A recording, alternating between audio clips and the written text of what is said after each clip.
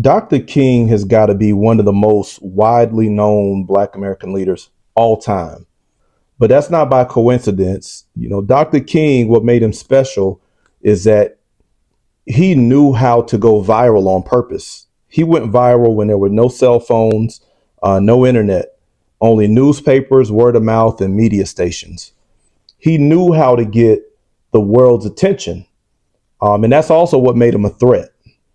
Looking back on Dr. King's legacy today, it's hard to imagine that a guy with his message, just pushing for equality, for America to live up to its own constitution, it's difficult to imagine that a guy with that kind of message could be a threat.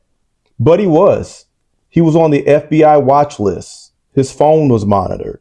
He was a part of the counterintelligence program that's now declassified.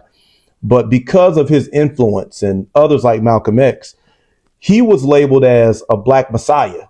And America had a big fear of a Black Messiah. Dr. King's message exposed that America wasn't quite ready to live up to its own ideals. And his nonviolent resistance was genius for that. Even though a lot of us nowadays, we're not playing that. We're not going out and getting hosed down and bitten by dogs and all of that. But we salute the strategy and the resilience of Dr. King and all of those who followed him, because that's no small task. It doesn't matter if you're more Malcolm X, right? It's still, you can't be no punk going out knowing that's what awaits you. But it was bigger than just being passive. It was still resistance, and we have to remember that. And the purpose that Dr. King was doing it for was to spotlight to the world what was happening in America. And he was successful in that, right?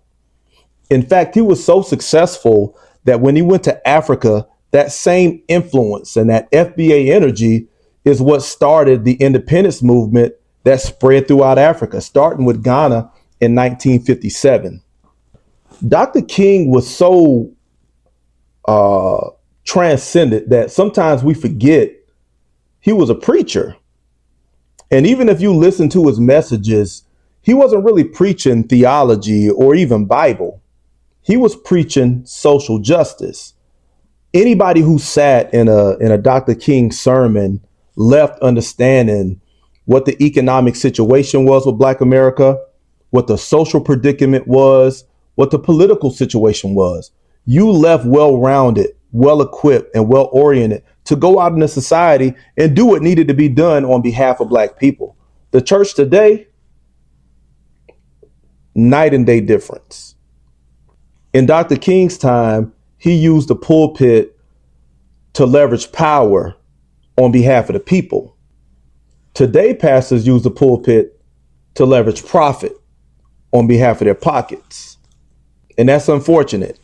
I think if Dr. King could see the church at large today, he'd be turning in his grave.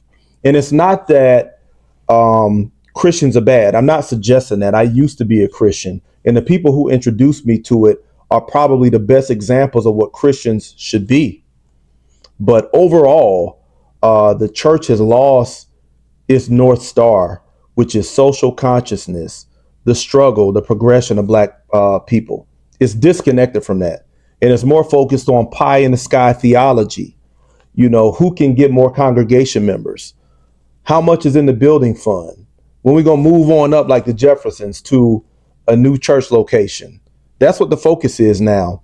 While you see people getting shot down in the streets, injustice happen in the court system, police brutality, all these things go unchecked, undiscussed in churches. Now that we got time to reflect back on like the work that Dr. King did, a lot of us have become critical. Some people think that it was a naive move for him to lead Black Americans in the integration. In fact, Dr. King is quoted as saying, "I fear I've led my people into a burning building," because he came face to face with the heart of white America. And he finally came to the realization that white America didn't have the moral capacity to digest the change he was trying to introduce. But I give Martin Luther King this, Dr. King. The integration that America delivered wasn't the integration that Dr. King advocated. Dr. King advocated for a structural integration because he understood that we were facing a structural racism, a racism that permeated the American system, right? Not just skirmishes between individuals on a social level. It was systemic. It was integrated in the industries all throughout the economy and blocked Black folks out from being able to meet their highest potentials in an economic level. And that's the kind of structural change that Dr. King was fighting for. That's what he dreamt about. But after he was assassinated, what America delivered was a shallow social integration, sitting together in restaurants, being able to sleep in hotels, bringing Black people into spaces that were once cordoned off for white people. Very shallow. But what happened with the racism and the white supremacy that existed in the open during Dr. King's time? Well, it went underground, just like conscious hip hop. It went underground, and it left us with the optics and the symbology of integration. And that's why the struggle continues today. And that's why Dr. King's legacy and voice is still important, because just because he was assassinated doesn't mean his influence and voice is gone. In fact, it's probably more influential than it's ever been, because now we get to sit and study him. We get to sit and listen to him. We get to sit and see how he thought, how he processed America, how he looked at Black America economically, politically, and socially, and how he thought he should face the challenges that were in front of him. Still relevant today.